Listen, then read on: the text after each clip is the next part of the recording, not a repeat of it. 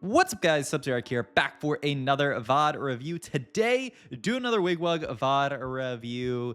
One, because we love Wigwugg, and two, because check out the unit that he got dropped off from Orb here, the Diana. This is already a little bit of direction, and I mean, honestly, this game, Wigwugg just takes it all the way in that direction, which you'll love to see, and we'll talk about it a little bit more later as we get further in there. Is just kind of team planner. I don't know what he's looking at here, honestly, just yapping about units probably to his chat right now, and actually holds literally nothing in that shop, which seems wild to me, but I think he's just going full on yap mode here. But we do get a great opener, right?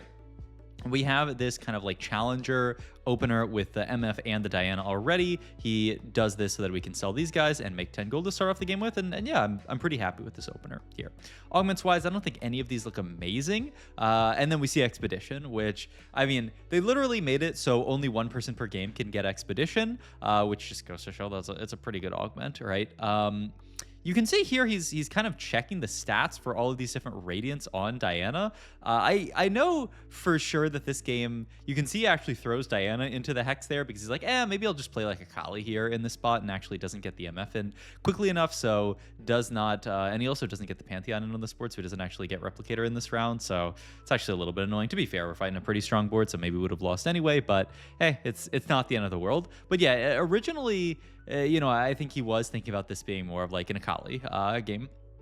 We could just play this into Akali reroll and have a pretty happy spot, and just sell off the Diana in the Expedition Hex and not worry too much about it. But as we kind of talked about in last VOD review, Akali tends to be pretty contested. It is not the easiest to just find a random Akali 3 these days. This comp has gotten so popular, and so you do kind of need a backup here. And I think his backup, which makes a lot of sense, is actually play towards Diana in this spot here. We saw that the Radiant Titans is one of her best items, which we don't actually have any piece of, but definitely something that we could get to, especially if we keep loss streaking here. And boom, this second Diana I think does really give us some indication that we should think about it, right? We should definitely be open to the idea, especially maybe we lose this next fight here. We have the possibility of getting a Diana 2 off Carousel, which would be a ton of combat power. Does mean that we'd have to dedicate a lot of gold to just putting all of that into having a Diana 2. But I mean, honestly, we see a Diana 2. I mean, if you're going to play for Diana 3, I think it's very, very reasonable. And we do have the possibility. We'll see if we get it off Carousel here. This Carousel is also kind of where we have to start figuring out our direction. Do we want to build towards items for the Akali, or do we want to build other stuff? We get Divine Investment here, and we do not, sadly, get a Diana here, so we can't full commit to the Diana reroll idea, which is a little bit sad. I would have loved to see just boom, Diana 2 out of nowhere here. I mean, low-key, you could also feed the Diana 2 to the Expedition Hex, honestly, but I like this more, where we were just going to play this as our setup here. And I mean, I do think at this point, I mean, we sold off the Caitlyn. We do find the Akali here, but I mean, yeah, we aren't even looking like we're going to hold on to it here, because we're just committed to Diana being our game plan here. We took the Chain Vest with the idea of this being half Titans, could even be like half Edge of Night or something like that, but tends to be like Titans is what you build here. The Divine Investment, it's like honestly whatever. Usually it takes a long time for you to actually like proc this for the first time, get up to 60 gold, and this game is no different. Actually, it's even more so a difficult thing for Wigwugg, because we have this anti-econ augment in Expedition here, and so it's definitely not going to be the easiest thing for him to proc it. But upside is that we are making a lot of extra econ from just loss streak in the spot here. Also, the Anima player gets griefed, so great job. I'm surprised, low-key. This late into the set, I would think people just be like, who cares? I'm not gonna like grief Anima or anything, but this guy does end up griefing the Anima player, so we're also in a much better spot in terms of that, in that we are not afraid of them, just getting to an insane cash out and just making the game just be completely done. We're actually looking at TFT Academy here, which is always interesting. I mean, there's a lot of different versions of Diana reroll. I will say there's the Anna version that you can play. There's kind of like the MF Diana version that you can play. We do finally get our Arbiter in here, so we can pick our Arbiter. We get every 4 seconds 50 mana and reroll for the shield, the AP, or the gold at combat end here. I think the reroll one is obviously the worst, just so you don't really be stuck rolling every round. 4 seconds and 50 mana are about similar in effect, and so we are going to go for the 50 mana AP. The only thing that you have to be a little bit scared of with Diana is the fact that she does mana lock while she has her shields up. So I'm actually a little surprised. I would have thought 4 seconds was better on her, but maybe he just wants that instantaneous burst of like, okay, spend 50 mana and get the extra AP. Seems quite reasonable. And we're gonna go into second augment here, which basically has to be for a Diana reroll here. I mean, the dupes feel amazing, so yeah, we just immediately snap those up. You tend to really want an econ augment when you are already playing Expedition, because you want something that's going to give you enough econ to get back into your board. Because, you know, if you're going to play 3-cost reroll and then take Expedition and then not take an econ augment, we're just never going to reach our 3 stars, even with the extra gold from the hex here. And so, or the hex, the god, the Ari god boon. And so we really want to be in this position to, you know, take a second econ augment and then actually, you know, have enough gold to reach Diana 3, because it's far to reach even just Diana 3, and let alone Diana 3 plus, you know, something else if we wanted to go for something else in the spot here. We are just ensuring last round that we make that 60 gold here, but this round opts to level and actually rolls a bit on 6 here. This is actually pretty surprising to me, but the idea is just we want to find a lot of pieces of our board, get to just a decent board here. And wow, actually even dupes the Diana really wants to prioritize not losing a ton of HP in this spot here. This almost looks like similar to that last Wigwugg game that we've VOD reviewed, where he just kind of like tempos. You know, we play more reroll and then we just tempo into this. But yeah, I mean, really looking like he wants the tempo right now, is not happy with losing fights like this, and kind of rough that we do all this and we still lose the fight here. Are going to take Random Boon here because Random Boon tends to be really good. We can take Bow here, which is really nice. You can get to Gwinsu's Rage Blade for the Diana here. He's got the chain sitting on her right now, which I imagine his idea is we're going to go for Edge of Night. The only problem is that leaves you with no healing onto her. So I'm interested to see where the items end up. You get a bunch of gold out of this, which is not bad.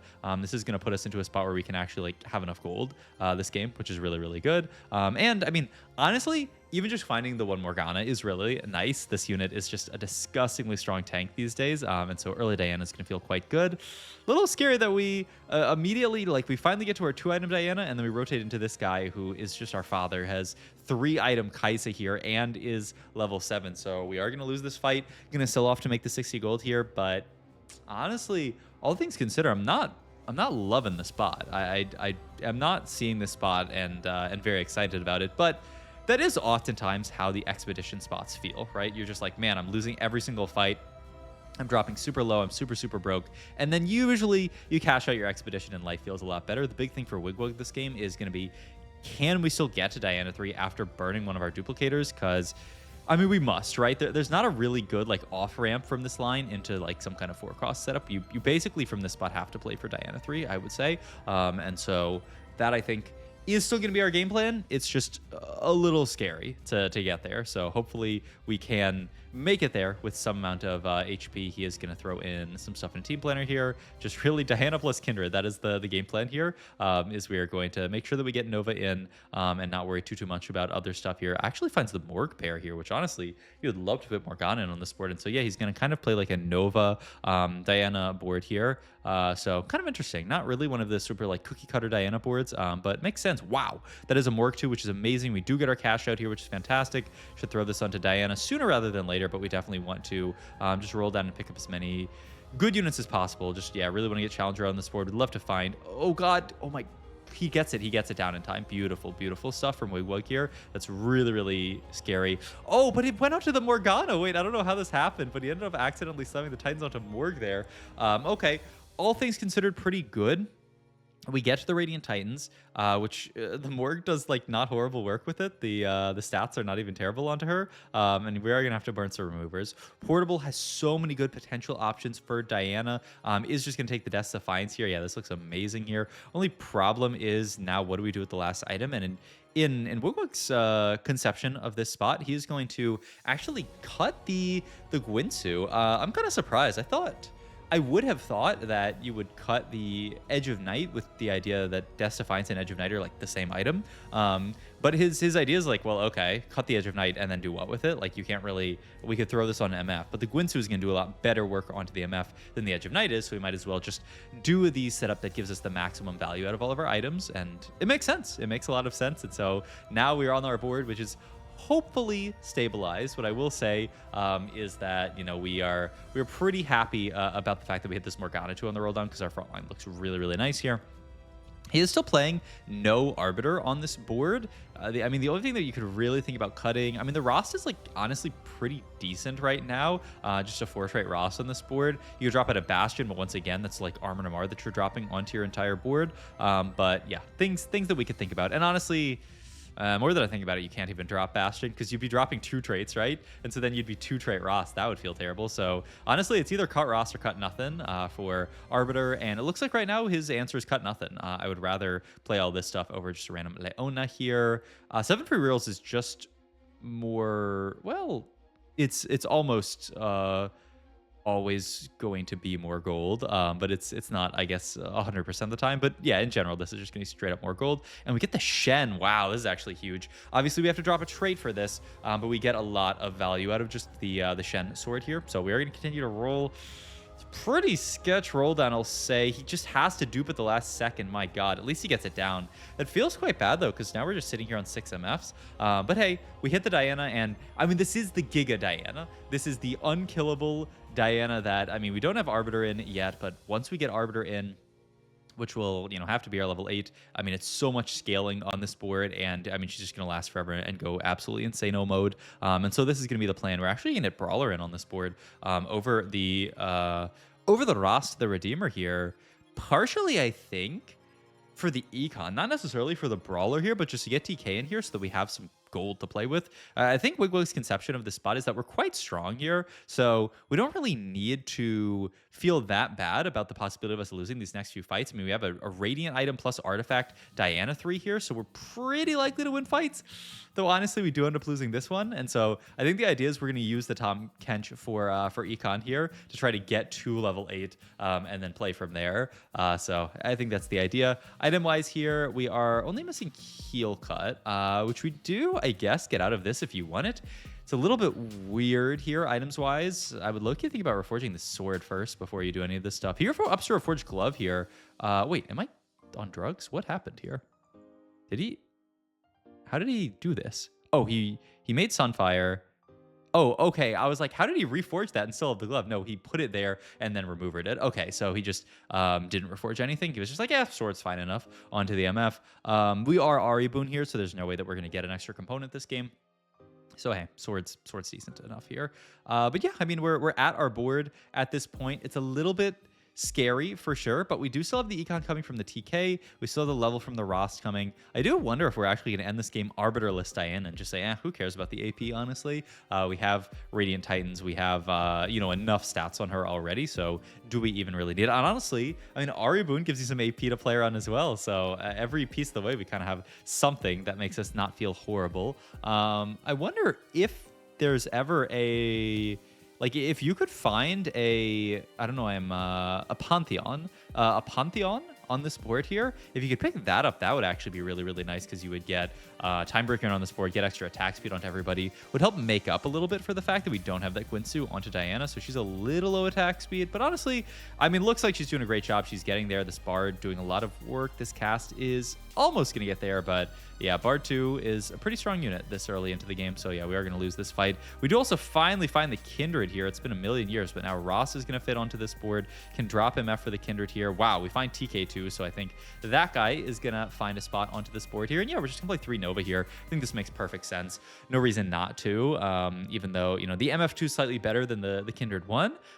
Just getting the Nova bonus, I think, matters a lot more for this board, and that's going to be this setup. The Diana doing a lot of work. We pick up another, well, a fight win here, because we're kind of win-loss-win in this spot, but it's close, right? We're getting very close to top 4. This is a very close HP-wise lobby, by the way. 17 HP to 7 HP. It's legit 10 HP between 2nd place and 7th place, which is nuts here. I would think we'd actually be looking for last Kindred item here, which would be Kraken. You could also take Warmogs. Such a good item onto the... Yeah, honestly... I like this a lot. Warmogs is so broken onto Morgana in general here that we're just going to go for the full tank Morgana and then just move the Sunfire down to TK. I love this. I think this makes perfect sense. And it's just this unit's HP scaling is just insane. I mean, you can see she's so tanky. Every single cast just like, boom, look at all that HP. I mean, she's just disgusting with this setup. And so we're going to win a fight. And that's boom, boom, boom. 2 people dead here and just 1 more person dead for us to be in the top 4. Continuing to roll down onto this board. I mean, honestly, I know I talked about the Pantheon idea, but at this point I don't think you can even do it just because TK2 is too good of a tank here. Also, peep this. He's trying to make some quick swaps around here to get Diane into a good spot, maybe get her to wrap here. He kind of wraps straight into the middle here, which is awkward. Main thing though is that our Morgana does reach aggro. You know, Morg taking the aggro at the start means that our Diana is not going to be eating aggro. It means she's going to be able to just scale up, and I mean that's another fight win, and boom, top 4 locked in for Wigwugg. Just kind of a crazy setup, but hey, we made it there. We got to our top 4, and I mean the entire board's doing great work. Honestly, I think it's just such a cool board that he put together. That is not really some kind of like cookie cutter Diana board. It's not on TFT Academy, but it's just we played the units that made sense in our spot, built the items that made sense in our spot, and that's all you need to do a lot of the time in TFT. I'm gonna roll down here. I'm not even sure, really. I mean, I guess Kindred 2 is, yeah, the only really upgrade that we can find in this spot. He is not thinking about anything better than, you know, just playing for placements in this spot. It's going to be way too hard to go for a 1st here or, you know, even maybe a top 3. Honestly, we might have to be happy with the 4th here because we're rotating into this Bard guy again. We do have the Morgana in a good spot to eat aggro for a long time, but, oh, I don't know if this Diana is going to live through the next cast, and yes, we are going to go down here. I mean, a tough board to beat, and oh, actually so close to being a top 3 if we just saved a little bit more HP, or honestly, just a little bit better fight RNG, depending on the people that we fought. But still, really cool game from Wigwugg. Hope you guys enjoyed this video. As always, if you did, please like, comment, and subscribe. Check out my Twitch, my links down below, and I will see you guys in the next one. Thanks for watching, as always. Bye-bye!